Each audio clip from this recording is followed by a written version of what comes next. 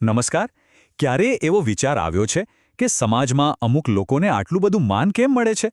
ઘણીવાર એવું લાગે કે એમના પદ કે પૈસાને લીધે હશે, પણ સાચો જવાબ તો એમના આચરણમાં, એમના વ્યવહારમાં છુપાયેલો હોય છે.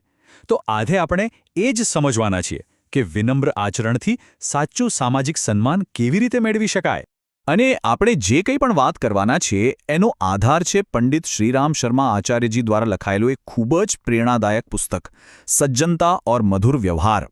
આ પુસ્તકના મુખ્ય વિચારોને જ આપણે અહીં સરળ રીતે સમજીશું. ચલો તો ફટાફટ જોઈ લઈએ કે આજે આપણે કયા વિષયો પર વાત કરીશું. સૌથી પહેલાં વ્યવહાર કેવી રીતે આપણા વ્યક્તિત્વનો અરીસો છે એ જોઈશું. પછી કડવા શબ્દોના કેવા ભયંકર પરિણામો આવે છે એ સમજીશું. ત્યાર પછી સજ્જનતામાં છુપાયેલી અસલી મહાનતા વિશે જાણીશું. પછી રોજિંદા જીવનમાં વિનમ્રતા કેવી રીતે લાવી શકાય એના પર વાત કરીશું. અને છેલ્લે જીવનના એક સાર્વત્રિક નિયમ, જીવનનો પડઘો વિશે ચર્ચા કરીશું. તો ચાલો શરૂ કરીએ આપણા પહેલા વિભાગથી, વ્યવહાર, વ્યક્તિત્વનું દર્પણ. આ બહુ જ ઊંડી વાત છે કે આપણું બહારનું વર્તન આપણા અંદરના વિચારોને કેવી રીતે છતું કરે છે. એક બહુ જ સરસ વાત છે. કહેવાય છે કે કોઈ વ્યક્તિના વ્યવહારથી એની અંદર શું ચાલી રહ્યું છે એ ખબર પડી જાય, બરાબર? એ જ રીતે જેવી રીતે મોંમાંથી આવતી દુર્ગંધથી ખબર પડી જાય કે શું ખાધું છે. ખરું ને? જે વ્યક્તિના મનમાં ઈર્ષ્યા, ઘમંડ અને ખરાબ વિચારો ભર્યા હોય, એના શબ્દોમાં કડવાશ અને વર્તનમાં તોચડાઈ આપોઆપ આવી જ જાય છે. હવે આગળ વધીએ અને જોઈએ કે આ ઘમંડ અને કડવી વાણીના પરિણામો કેટલા ઘાતક હોઈ શકે છે. આને સમજવા માટે આપણે બે બહુ જ દમદાર પૌરાણિક કથાઓનો સહારો લઈશું. પહેલી વાર્તા છે ઋષિ દુર્વાસાની. આપણે સૌ એમને એમના ક્રોધ માટે ઓળખીએ છીએ. એકવારે રાજા અંબરીશ પર એટલા ગુસ્સે ભરાયા કે પોતાની બધી તપસ્યાનું બળ લગાવીને એમને શ્રાપ આપવા તૈયાર થઈ ગયા. વિચાર તો કરો, એક નાની એમથી વાત પર આટલો બધો ક્રોધ. અને પછી જે થયું એ બહુ જ રસપ્રદ છે. રાજાની રક્ષા માટે ભગવાન વિષ્ણુનું સુદર્શન ચક્ર દુર્વાસાની પાછળ પડ્યું. તેઓ બચવા માટે બ્રહ્માજી, શિવજી બધા જ દેવતાઓ પાસે ગયા, પણ કોઈ એમને આશરો ના આપ્યો. દેવતાઓએ શું કહ્યું ખબર છે? એમણે કહ્યું, ક્રોધી વ્યક્તિ કો પાસ રખના, અપના અહિત કરના હૈ. એટલે કે ગુસ્સાવાળા માણસને પાસે રાખવામાં આપણું જ નુકસાન છે. આ બતાવે છે કે ક્રોધ એટલો ખતરનાક છે કે દેવતાઓ પણ એનાથી દૂર રહે છે. આખી વાતને જો આપણે ટૂંકમાં સમજીએ તો પહેલાં દુર્વાસા ગુસ્સે થયા, પછી એમણે શ્રાપ આપવાનો પ્રયત્ન કર્યો.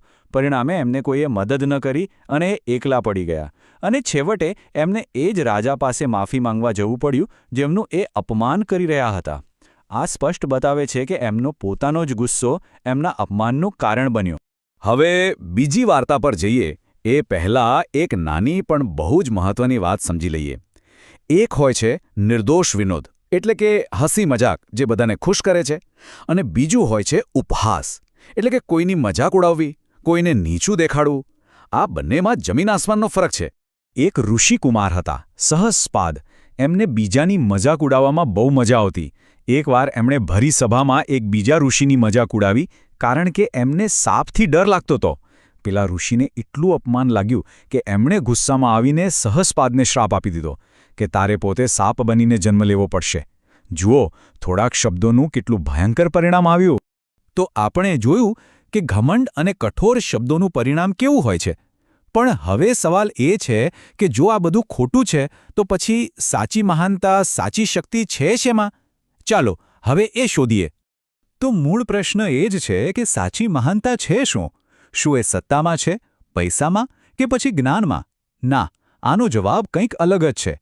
ચાલો થોડા હકારાત્મક ઉદાહરણો જોઈએ. આનો એક ખૂબ જ સુંદર જવાબ આપણને શ્રી રામકૃષ્ણ પરમહંસના જીવનમાંથી મળે છે. એકવાર એક ડૉક્ટર એમના આશ્રમમાં આવ્યા અને પરમહંસજીને ભૂલથી માળી સમજી બેઠા. એમણે ફૂલ માંગ્યા તો પરમહંસજીએ એક પણ શબ્દ બોલ્યા વગર ખૂબ જ પ્રેમ અને નમ્રતાથી એમને ફૂલ તોડીને આપી દીધા. હવે જુઓ, બીજે દિવસે શું થયું? એ જ ડૉક્ટર જ્યારે દર્શન કરવા આવ્યા ત્યારે એમને ખબર પડી કે જેમને એ ગઈકાલે માળી સમજતા હતા એ તો મહાન સંત શ્રી રામકૃષ્ણ પરમહંસ પોતે હતા. એમને બહુ જ આઘાત લાગ્યો. આ પ્રસંગ આપણને શીખવે છે કે સાચી મહાનતા કોઈ પદવી કે ઓળખની મોહતાજ નથી હોતી, એ તો સહેજ વિનમ્રતામાં જ હોય છે. વિનમ્રતાનું આવું જ એક બીજું દમદાર ઉદાહરણ આપણને મહાભારતમાં જોવા મળે છે. યુદ્ધ શરૂ થવાની બરાબર પહેલા યુધિષ્ઠિર પોતાના શસ્ત્રો મૂકીને દુશ્મનોની સેનાની વચ્ચેથી ચાલીને ભીષ્મ પિતામહ અને ગુરુ દ્રોણ જેવા વડીલોના આશીર્વાદ લેવા ગયા. એ દૃશ્યની કલ્પના તો કરો. યુધિષ્ઠિરને આમ કરતા જોઈને અર્જુનને ચિંતા થઈ અને ત્યારે શ્રીકૃષ્ણએ અર્જુનને જે કહ્યું એ ખરેખર વિચારવા જેવું છે. એમણે કહ્યું, યુધિષ્ઠિરે પોતાના વડીલોને માન આપીને અડધું મહાભારત તો યુદ્ધ શરૂ થયા પહેલાં જ જીતી લીધું છે. આનો અર્થ એ થયો કે વિનમ્રતા અને સન્માન દુનિયાના કોઈપણ શસ્ત્ર કરતાં વધુ તાકાતવર છે. આ બધી વાતો સાંભળવી તો બહુ સારી લાગે છે, પણ સવાલ એ છે કે આપણે આને આપણા જીવનમાં કેવી રીતે ઉતારી શકીએ? ચાલો એના પર થોડી વાત કરીએ. આ કોઈ અઘરું કામ નથી. રોજબરોજના જીવનમાં નાના નાના ફેરફાર કરીને પણ આપણે વિનમ્ર બની શકીએ છીએ. જેમ કે કોઈની સાથે વાત કરતી વખતે આપ કહીને બોલાવવું, નામોની પાછળ જી લગાડવું, કોઈ મળે તો સ્મિત સાથે અભિવાદન કરવું, ઘરે કોઈ આવે તો એમને બેસવા માટે જગ્યા આપવી, પાણી પૂછવું, અને હા, ભલે કોઈ વાત પર અસંમત હોઈએ તો પણ મીઠા શબ્દોનો જ ઉપયોગ કરવો. પદ કરતાં સેવા અને સજ્જનતા મોટા છે એનું એક આધુનિક ઉદાહરણ પણ છે. જાપાનના એક 19 વર્ષના રાજકુમારે ઓલિમ્પિકમાં ખેલાડીઓને ભોજન પીરસનારાઓની યાદીમાં પોતાનું નામ લખાવ્યું. જ્યારે એમને રોકવામાં આવ્યા ત્યારે એમણે કહ્યું, સેવા અને સજ્જનતાથી જે પ્રેરણા આપી શકાય છે તે પદ અને પ્રતિષ્ઠાથી નથી આપી શકાતી. કેટલી મોટી વાત છે આ! અને હવે આપણા અંતિમ અને સૌથી મહત્વના મુદ્દા પર આવીએ, જીવનનો પડઘો. આ એક એવો નિયમ છે જે આપણા બધા જ સંબંધોને લાગુ પડે છે. આને સમજવા માટે એક સરસ રૂપક છે. દુનિયા એક પડઘા જેવી છે. જેમ પહાડમાં જઈને આપણે જે બોલીએ એ જ અવાજ પાછો આવે છે. બસ એવું જ જીવનમાં પણ છે. આપણે લોકોને જે આપીએ છીએ, પછી ભલે સન્માન હોય, પ્રેમ હોય કે તિરસ્કાર, એ જ આપણને પાછું મળે છે. આ એક સાર્વત્રિક નિયમ છે. એટલે એક વાત બહુ સ્પષ્ટ છે. જ્યારે આપણે કોઈનું અપમાન કરીએ છીએ ત્યારે ખરેખર તો આપણે આપણું જ અપમાન કરી રહ્યા હોઈએ છીએ. કારણ કે આપણું વર્તન દુનિયાને બતાવે છે કે આપણી વિચારસરણી કેટલી નીચી છે. એનાથી માત્ર દુશ્મન જ નથી બનતા, પણ લોકોની નજરમાં આપણું પોતાનું કદ પણ ઘટી જાય છે.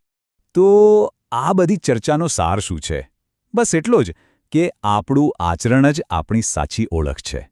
આપણા કપડાં, આપણી સંપત્તિ કે આપણું પદ નહીં, પણ આપણો વ્યવહાર નક્કી કરે છે કે આપણે ખરેખર કોણ છીએ. જો સાચું અને લાંબુ ટકે એવું સન્માન જોઈતું હોય તો સજ્જનતા અપનાવવી જ પડશે.